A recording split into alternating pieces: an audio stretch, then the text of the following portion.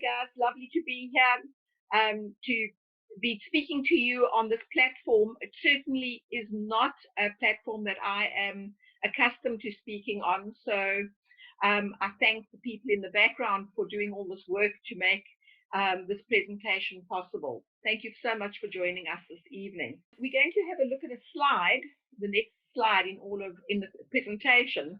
And what I would like you to notice when the slide comes on is that there will be a lady looking through, or a woman looking through a sliding door.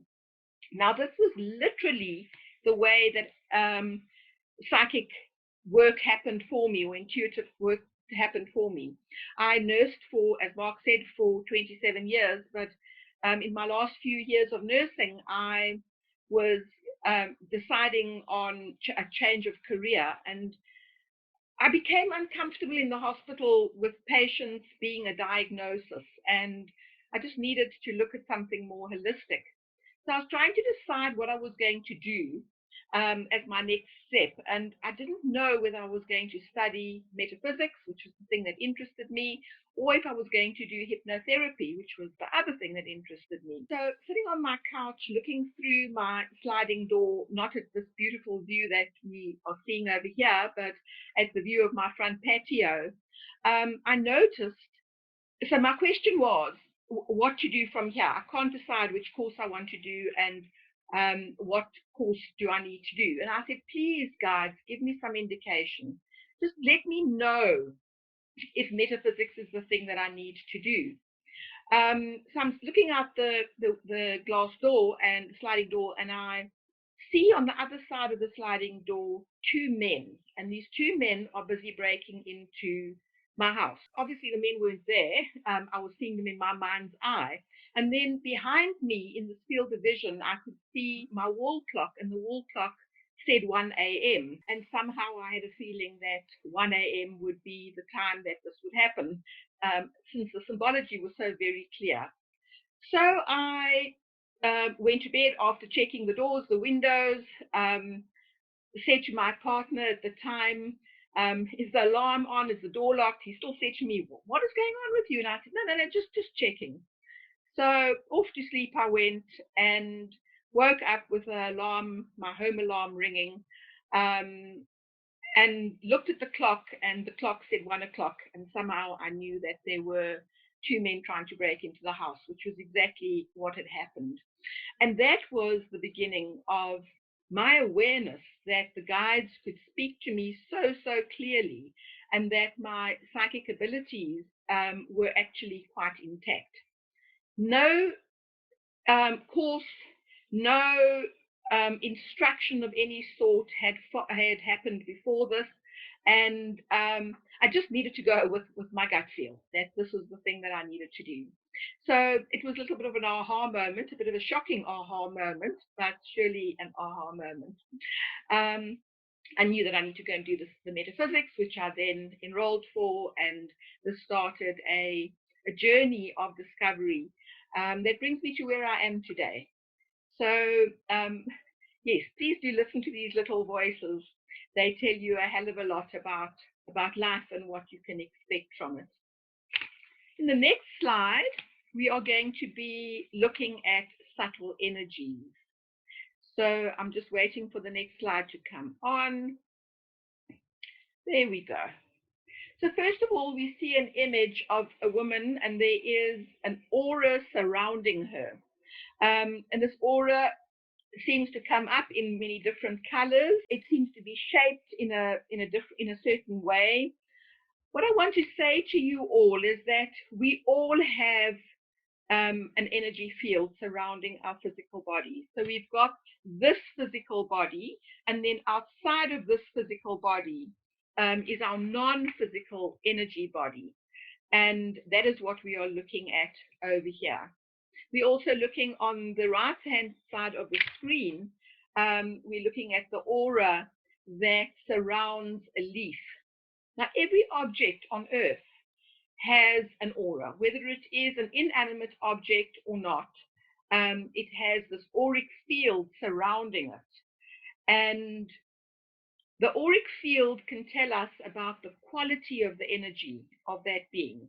It can tell us where we have indentations in the energy field, that there's a weakness there, where we are not protected. So looking at a client and understanding what the auric field of a client looks like tells me a lot about the things that are happening with that person. We speak about you protect your aura, and then people do this thing about protecting their aura in whichever way they can protect an aura. Doing this is all good and well, but I've noticed that when people protect their auras, if I have a look at that aura to see what it looks like and if it's strong, there's certain places that they have protected less. Commonly the back of the legs, so the back of the knees and the ankle areas, they don't seem to protect, which means that energies that are of a low vibration can enter this aura. So if you were looking at that woman standing there and you could see her full body, she would have this very strong auric field across the head, but going down, it could become weaker and weaker. So what I'm saying over here is that basically we need to ensure that our auras are strong and that our auras are well-rounded and protected. So my story in all of this is that whilst I was studying metaphysics, I was really struggling to see energies. And one morning, I went downstairs. It was very early in the morning, 5 o'clock in the morning, went down into my dining room to collect something and switched on the light. And around the light was this beautiful, beautiful aura. Well, I got such a shock when I saw it. I quickly switched off the light. I thought, oh, no, why am I seeing that thing? Of course, I pulled myself towards myself and very easily and quickly decided that this is exactly what I wanted. Exactly what I wanted to see. And I did switch the light on again, and there was no aura because I had moved into a linear thought pattern. I'd gone out of this slightly dreamy thought pattern that I was in. And what I decided to do is I decided to draw what I thought I had seen.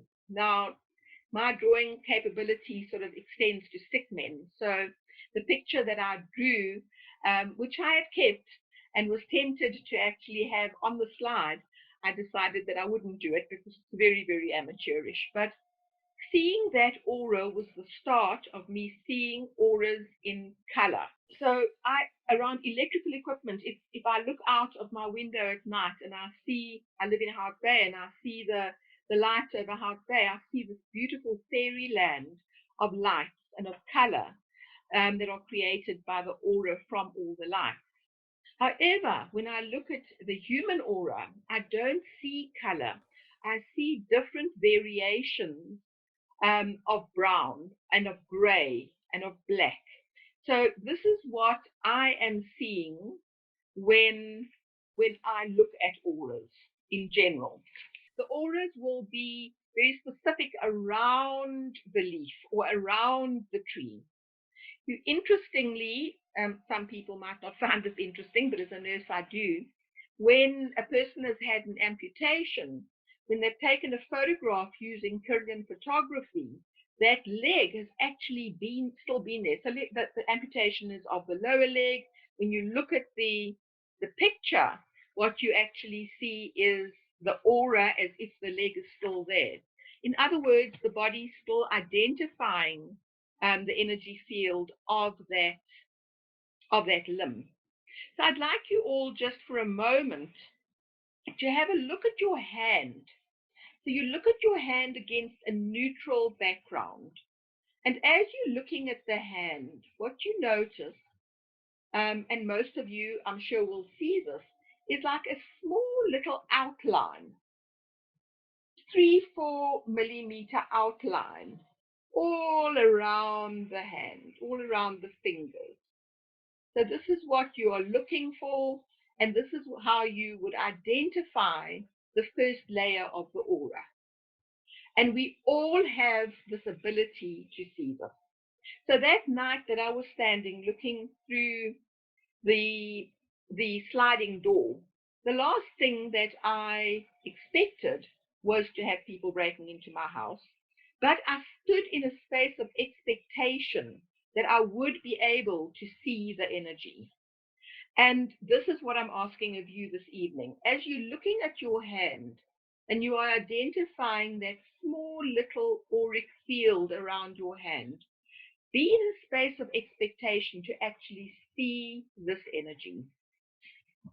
Now, I've alluded to the fact that I don't see color around an energy field when I'm looking at humans. Colors represent different things to different people. So to one therapist, seeing the color blue may mean, let's say, open-heartedness. To another person, the color blue could mean mental mental strength. So it would just really and truly depend on what your interpretation of color is. You know, color is just purely a vibration. So when we're looking at the vibration of a color, I equate it to the density of a color that I see in a human aura. As far as animals are concerned, I see it very much the same. It is only around inanimate objects that I see the color. Maybe one day I will be blessed to be able to see colors around the human energy form also. Also, I mentioned, be in expectation to be able to see the colors or to see the energy around anything that you are looking at. But do this in 3 different ways. So when we are looking and identifying subtle energy, you do it with one's eyes wide open, so the eyes staring and looking. You do it with soft eyes, and then you can also do it with closed eyes. So some people, sounds really odd, but some people see better with closed eyes, obviously with an open third eye, but with closed physical eyes, whereas other people are able to see with eyes wide open. I'm more inclined to be able to see with my eyes closed. I sense energy more effectively with my eyes closed versus having my eyes open. So you can ask yourself this: how do you, if you are one of those people that see energy, how do you see the energy? Do you see it in color? What do colors mean to you? Guys, we all have the ability to do this. I'm not blessed in any way. You know, again and again, people say to me, when did you realize you had this gift? It is a gift that we all have. Each and every one of us have this gift. The yogis say that if we are not working with 60% minimum of our capacity of intuition, that we may just as well not be alive. I mean, it's as serious as that. So please, can you all just try and be in an open space and a space of expectation in order to see the energy field around a specific object? I would now like us to move into a short meditation that I would like to take you through. It is a guided meditation, so I will be speaking you through the meditation. For those of you that are not comfortable meditators, you're just going to sit quietly, you're going to listen to what I have to say, and allow any images, any thoughts, any feelings to come through. That anything that means anything to you. Again, be in a space of expectation. You know, when we ask each other questions, we ask these questions expecting somebody to reply. It's exactly the same thing. So the meditation is going to speak about releasing limitation. So just for this moment, take a second to think about what are the limitations that you have placed upon yourself or society has placed upon you, which stand in the way of you being able to be intuitive, be psychic. So for most people, it goes about a fear of being wrong, a fear of being ridiculed, judged. There's so many reasons that people hold fear in this regard. You know, I believe that millions of people, women specifically, were murdered around the time of the Spanish Inquisition, and it all has to do with doing exactly what we are talking about this evening. So okay, so the meditation, I'd like you to be comfortable wherever you are sitting or lying. You just make sure that you are warm enough, that you are not only comfortable where you are sitting, but you are actually feeling comfortable in your own space. In other words, there's nobody that's going to come and disturb you. And whoever might come and disturb you is welcome to do so. Like my cats, they're always welcome to come into my meditation. Okay. So taking a deep breath in and out, a breath in for nothing, a breath out for nothing.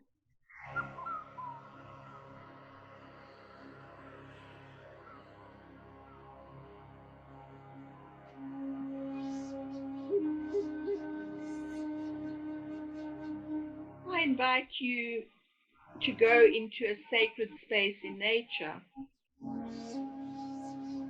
A sacred space could be a place that you know, or a place that you create in your mind's eye.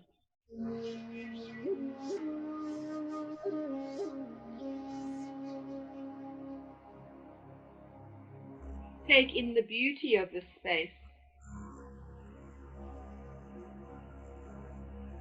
Take in the detail of the space. The smells, the sounds, the textures.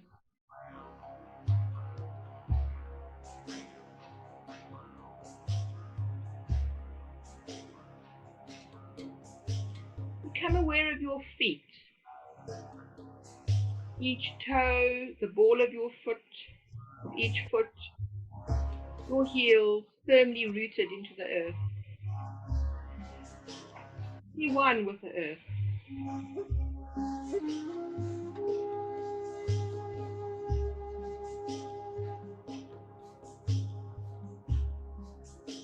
As you breathe, you're allowing Mother Earth energy to enter your body, to infiltrate every part of your physical and non-physical body.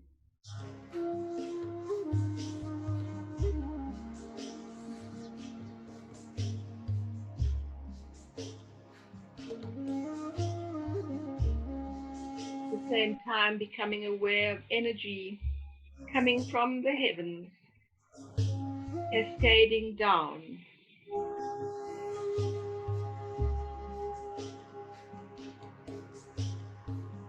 Cascading down through the top of your head,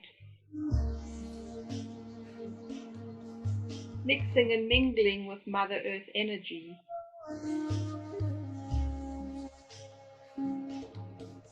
These thousands of droplets of sunlight cascading over your head and all the way down over your shoulders and your body, protecting you in this golden mantle of light.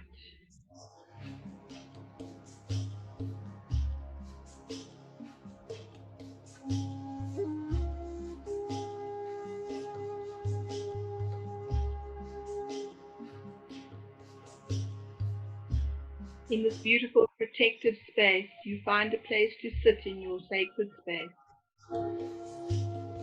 Start bringing your attention to your breath. I would like you to breathe through your nose to the count of 4. Holding for the count of 4.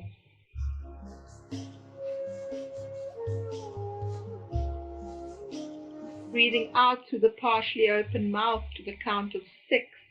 Letting go of any of these limitations that you might be feeling or experiencing.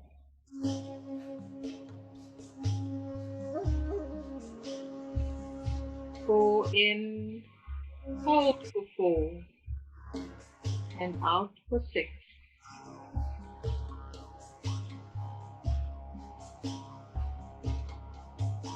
Releasing fears, criticism, disappointment. Releasing, releasing.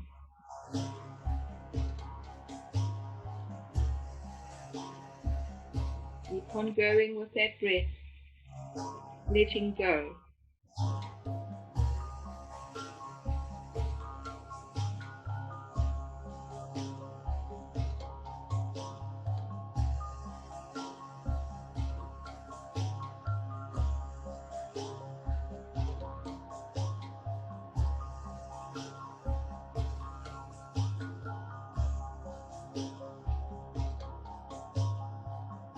letting go of it all.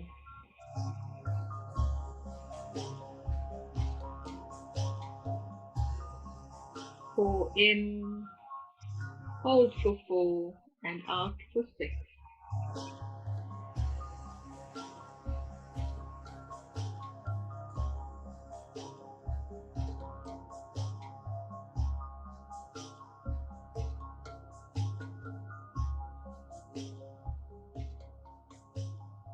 And allowing this to be your last cycle of breath before bringing your attention to your heart.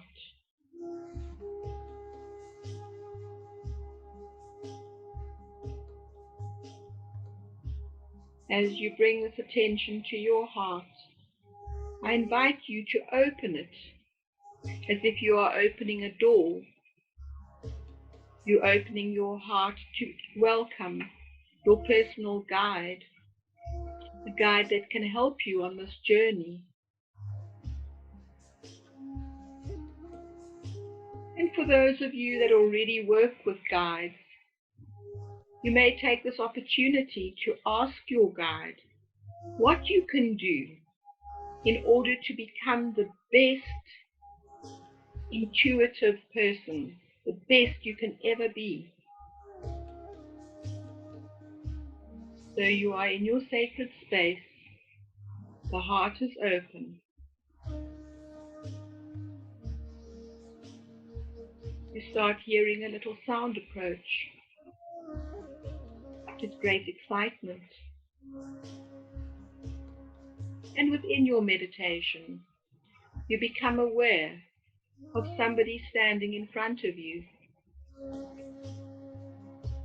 This somebody could be a person, an animal, could be an energy. Whatever it is, allow your heart to welcome this being.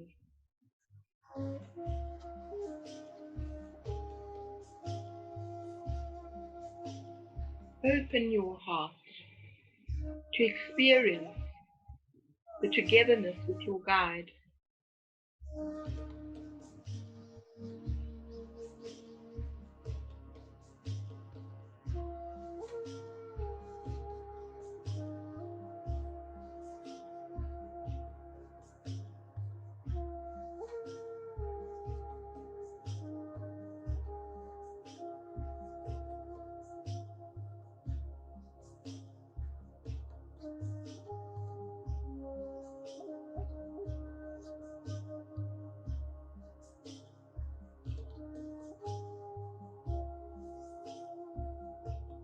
Take the time to ask any questions that you may wish to ask. Listen closely.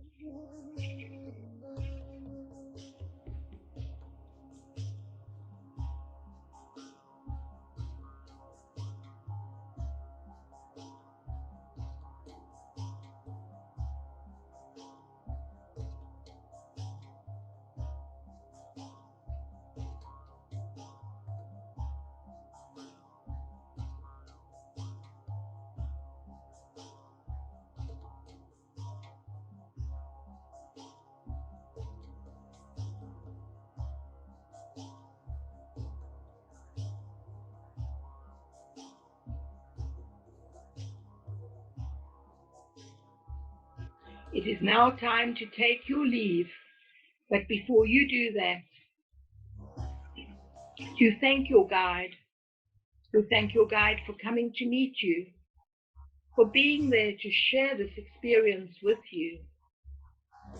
And you know that from this moment onwards, all you need to do is to call your guide, to know that you will have the assistance of somebody right at your side, somebody whom you can trust, whom can walk this journey with you forevermore.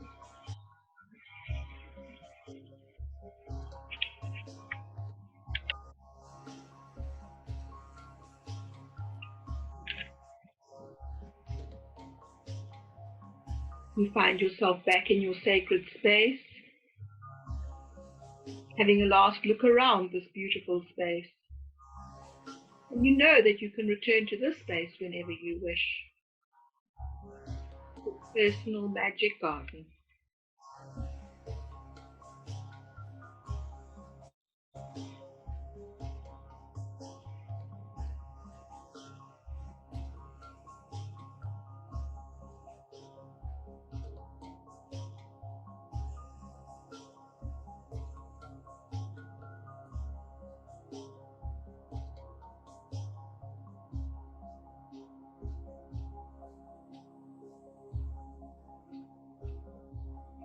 You start coming back into the present, into the here and now, moving your fingers and toes,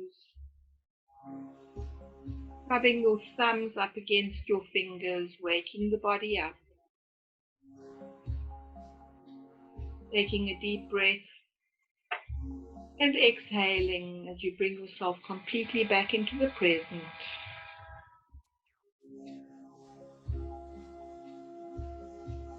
And open your eyes when you are ready. I do really hope that all of you received some insight in that meditation, and look forward to some feedback on the chat group regarding it. Who came to meet you? Was it not a person? Was it an energy? How did you experience your guides? If there was a guide that you already were working with, were there any profound messages that you received in that meditation?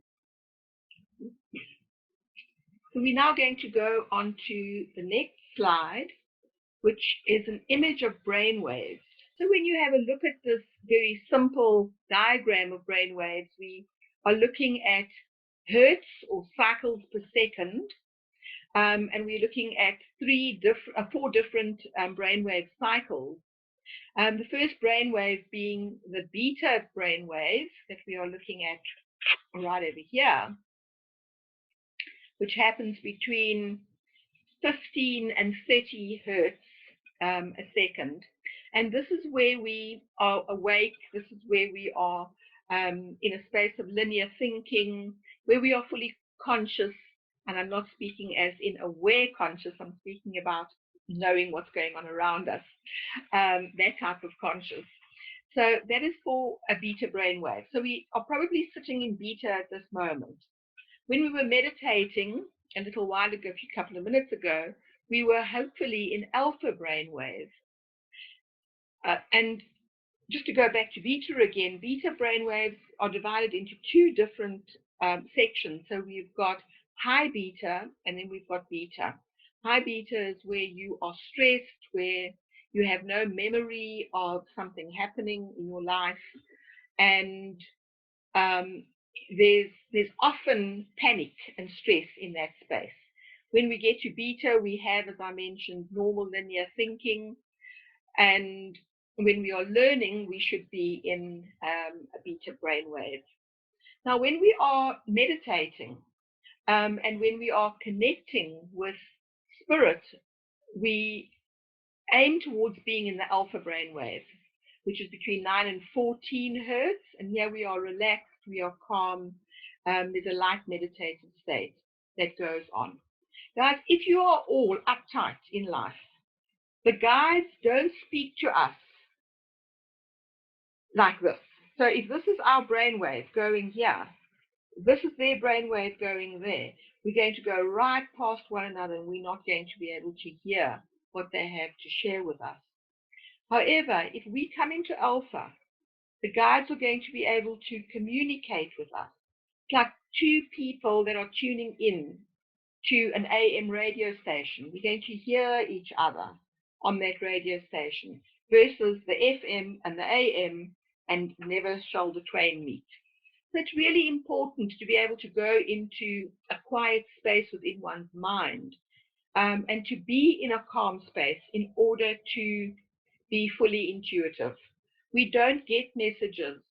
We don't feel the information that we should be feeling when we are in beta, and definitely not in high beta. So I encourage you to really work on being in a calm, relaxed state as often as you possibly can. And then wonderful meditations happen in theta. Some people, even in delta, have the most amazing experiences of deep, deep meditation. In my personal view, this is not where my intuition works best. My intuition works best when I am just simply quiet within myself and not panicky about things. And in that way, picking up information. So the evening that I saw the image through my sliding doors, I was open and in expectation and in a calm space in order to see that image that I saw, which then became the message that yes, this is what I need to go and study. So an understanding of the brain waves will definitely give you some idea of where your mind should be in order to pick up information very, very clearly. So alpha brainwave is what we are aiming at. Also a fantastic brainwave as far as healing is concerned, your own personal healing and the healing of others. So just understanding that you do need to be in a slightly quieter state, not an altered state. There's no need to be going under the Bodhi tree for 21 days in order to get here. Just be quiet within your mind, and you'll be amazed at how much you can pick up. Because our guides speak to us in so many different and interesting ways. They'll speak to us through maybe a message on a lamppost. So you're not sure what you are to do in a certain situation. You're driving up the road and you see this message on the lamppost that says maybe be calm. Everybody be calm. And then you going along and the radio's on and you hear a song that speaks about being calm. Well, your guides are trying to speak to you and they're trying to give you these messages for your intuition to be able to act upon. Please be in an open space in order to get these messages as you need to get messages. Rightio, so I think we're ready to move to our next slide, which is going to be a slide that is going to show you and what an energy ball looks like.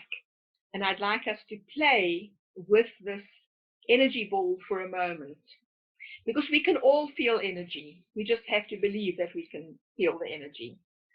So over here, the heading is see energy. When people ask me how I perceive energy, I say I see, feel it, because I actually feel it, but I feel it in a picture. And I think until you've actually got to that space, you won't really know how you perceive energy. This guy, I think it's a guy's hands, is holding an energy ball. And what I want us to do now is just to play a little bit with this energy. So I'd like you to take your hands. And for some of you, this might be something that you did 20 years ago and that you know so well. It still remains fun. After all this time, I still enjoy playing with the energy. So I would like you to hold your hands about 30 centimeters apart. And then first of all, start becoming aware of the feeling just inside your hands. Just inside the hands. And then I want you to start bringing your hands slowly towards one another. Very, very slowly. And as you do this, you're going to become aware of a resistance between the hands. And at some stage, you're not even going to be able to bring your hands closer to one another because the resistance is going to be so great. Feel that energy. Now allow that energy ball to become bigger as your hands spread further apart. Feel it. Experience it. Your eyes might be able to see it, or your body might be able to feel it, For most people, the sensation is happening between your hands.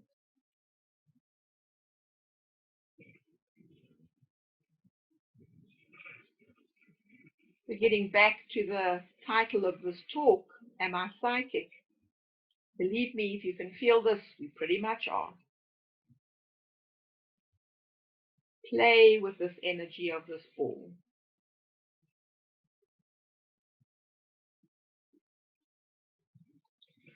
Now you're going to be holding this.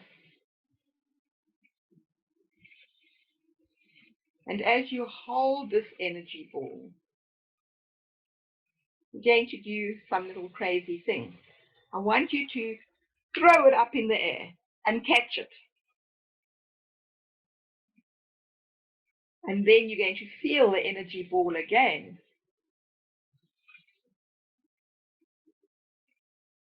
And when you've got this energy ball well formed between your hands, throw it up again and catch. And there it is. Now, I'm sure that there's some of you out there going, well, how will I know that this is not my imagination? How will I know that this is just not my ego wanting to experience this? Well, the line between the imagination, sorry, you can put your hands together, unless you're enjoying holding your energy ball. The line between the imagination and intuition is a hairbreadth thin. It is the thinnest little division. In the beginning, I found that if I just went, it doesn't matter if I'm imagining it. I'm choosing to imagine it, and it's fine. And with confidence and over time, and certainly when people say to you, that thing that you said, that you shared with me, that bit of your intuition that was so accurate, you will grow to accept and to trust the information that you get. And it does take time. It doesn't happen overnight. It does take time. So if you're asking if it's your ego, it doesn't matter if it's your ego. In the beginning, just play with the energy. Notice how often your intuition is correct. Notice how often people say, thank you for that good advice. And slowly but surely, your intuition will become stronger and stronger as you develop this deep trust within yourself and also a trust towards your guide and the stuff that your guide, the information that your guide is sharing with you. Rightio, on to our next slide. We're going to look at the different senses over here. So in front of you, you have a non-anatomical representation of the brain. Please, this is not an anatomical representation at all. It is purely here to explain why some people receive information in a different way to another person. Now, I receive information via a gut feel. So we call that clairsentience. I am more clairsentient than what I am anything else. I sense information within my body. And the information that I'm sensing then becomes that thing that I am perceiving. For somebody that is like with myself, I nursed for all those years. Sensing was probably the easiest thing for me to do. For somebody who's a chef, you might find that that person receives their information through taste. You might find that an artist receives information through sight. So all of these senses that we receive are senses that are our strongest form of intuition. And that's the one thing that we use the most. In other words, the one part of our brain that has developed the most, that is rich in experience. So the physical ed teacher, for instance, is going to be more inclined to feel the information in the physical body, whereas the musician is going to be able to hear information. So we call all of these the clairs: clairsentience, clairaudience, clairvision, clairvoyance, clairambience, clairambience. All these senses that come to us come from different parts of our brains that are more developed than other parts. And then you'll see at the bottom of that slide, it says 0-point field, where we are all connected. So the 0-point field speaks very much about the connection to one another in this thing which I call the quantum vat of soup. So it's like we are all in this vat of soup, and we are all connected to one another in this vat of soup. And the information is traveling in the soup between us. So when I'm picking up information about somebody else's aura, it is in this quantum vat of soup that happens through the cerebellum, which is the 0-point field. Okay, let's move on to our next slide. So our different senses, the senses of smell, sight, hearing, taste, and touch. It's always interesting for me to take note about how I got the information. So as an animal communicator, for instance, how did I get that information that Snoopy's leg was sore? Well, I felt it in my own leg. I felt it in my own body, and that is how I knew that Snoopy's leg was sore. But if I was getting my information through hearing, I could perhaps have heard Snoopy say, "But my leg is sore." For some people, they can taste disease process. For some people, certain tastes will be symbolic of certain situations. So you may have somebody who says, I could smell roses. And whenever I smell roses, I think about my gran. Well, there's another form of intuition. Or I could smell apple tart or baking biscuits or something like that. And in that way, the intuition is working. One of the world's most renowned animal communicators, Amelia Kincaid, she actually tastes disease process. So the symbolism that we work with can come through any of these senses. So you may see a picture for what it actually is, but you may also see a picture which is symbolic. You may hear something or a message that's exactly as it is, but it may also be symbolic. So all of these senses have both the real and the symbolic meaning attached to both of them. And it's just to be to all of them. And it's just to be aware of how you get your information. I was most interested years ago when I was studying metaphysics to realize that when I was speaking to those that had passed over, the information came to me through my left ear. When I was speaking to those and obviously hearing their replies of beings that were alive, the information was coming through my right ear. And it was just a little aha moment for me where I went, fancy that. This is different. So please do think about it. Think about how do you get your information? Where does your most accurate information come from?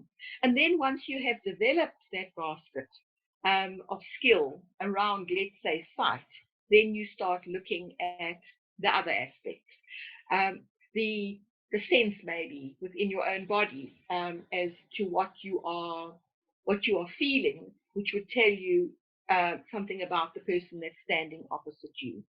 And we've all had experience like this before, where you're standing in a supermarket queue. I'm not speaking at the moment with social distancing, but when you're standing in a supermarket queue and somebody stands too close to you and you get that feeling, well, that is a form of intuition. Or when you walk past somebody and you just get this is not a nice type of feeling, another form of intuition. On the other hand, when you walk into a room and you see something that is happy and you're feeling happy within yourself, this is all intuition. And I don't think that there's a single one of us that can say that we've never ever experienced that. This is a matter of working on the different senses and getting the strength built to be able to use the whole package of senses. And after 25 years of doing this work, I can tell you that I still don't do much smelling and I still don't do much tasting. And I like food, so it's quite annoying that I'm restricted in that way. But I'm most fortunate to be able to hear, see and feel a lot of the information. So I think we can move to our next slide. So over here, there's a story to tell. Those of us that are older will remember in our parents' homes and definitely in our grandparents' homes, we all had these flying ducks up against the walls. And I can't remember as a child going into anybody's house that didn't have flying ducks against the wall. Little did I know that many years later I would actually be speaking about these ducks. So the story goes like this. My teacher of metaphysics had been doing readings for years and years and years. And most of the information that she received was verbal. And then one day she was doing a reading for somebody, and what she saw in her reading was these 3 ducks in a row. And she said to her guide, "What are you showing me? I don't understand the symbolism. It doesn't tie in with the question that I'm asking.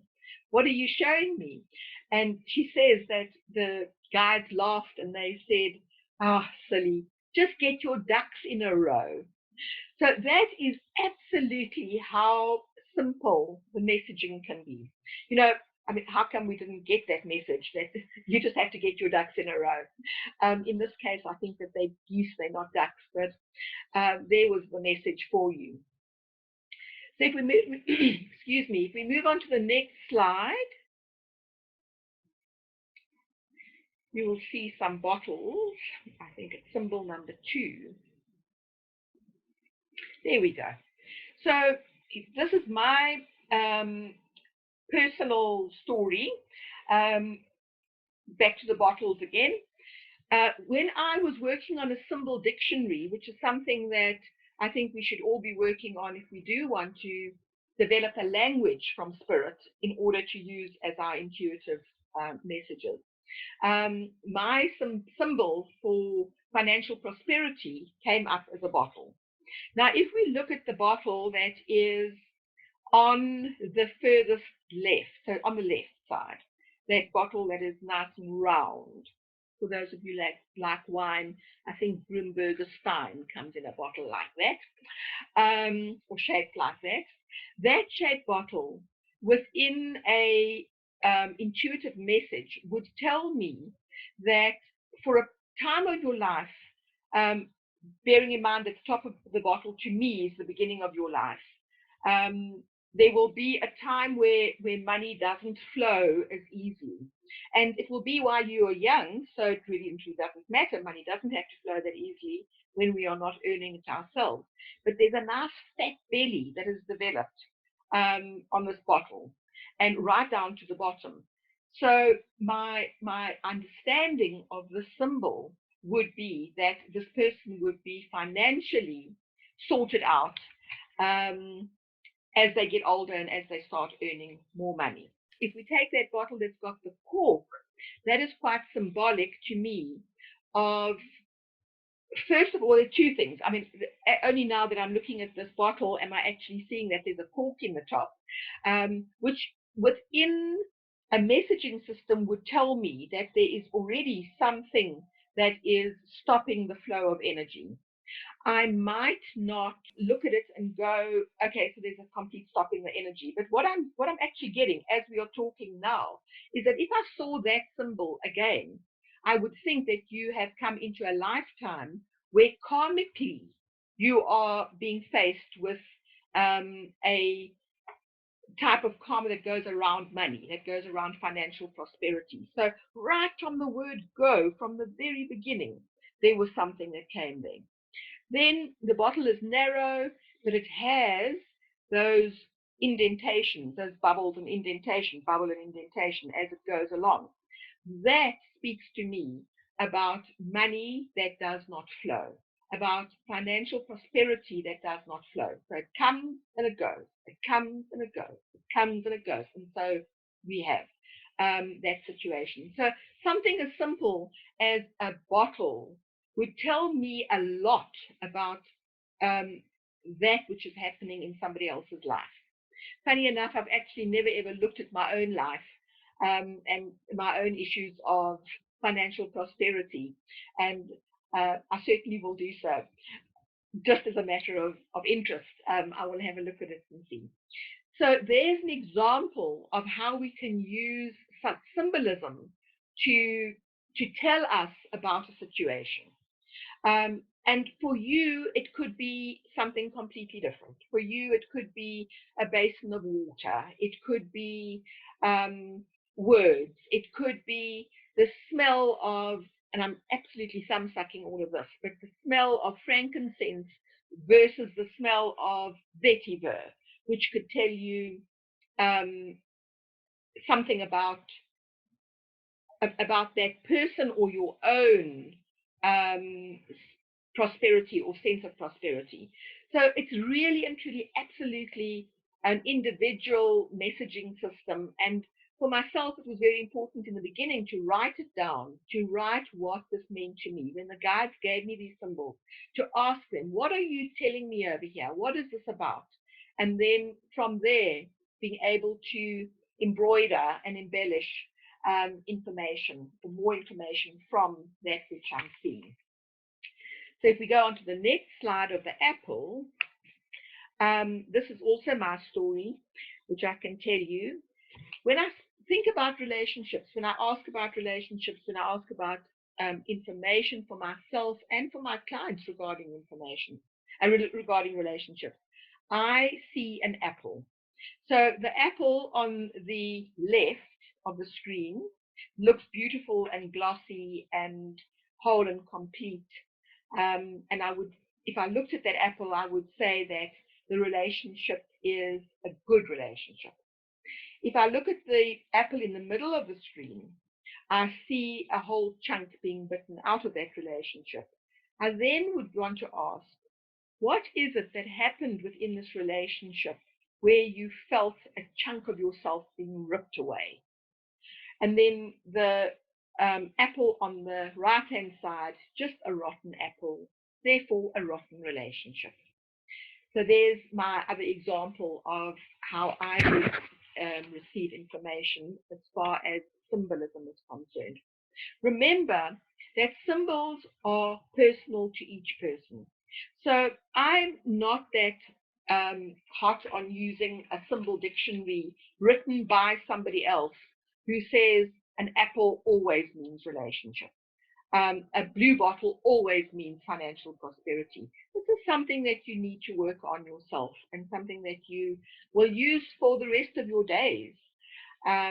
If you are a person who uses vision as a symbol. If you, as mentioned earlier on, are a person that uses sound, it might be the sound of a song. It might be the smell of something that would give you information about that being or yourself.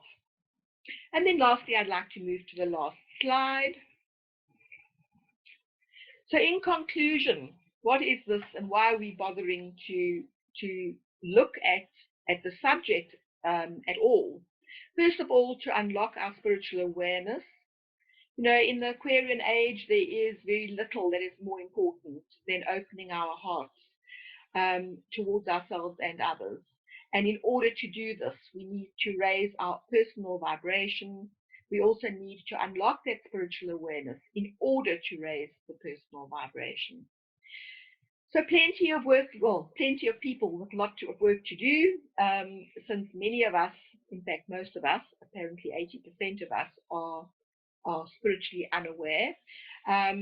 So a lot of work to do, and I would say start today. Let meditation that we did earlier on be the foundation of a journey that you can take forward and use your intuition. It's been given to you. It's a God-given gift, and it would be such a pity if you didn't use it. Thank you so much for listening.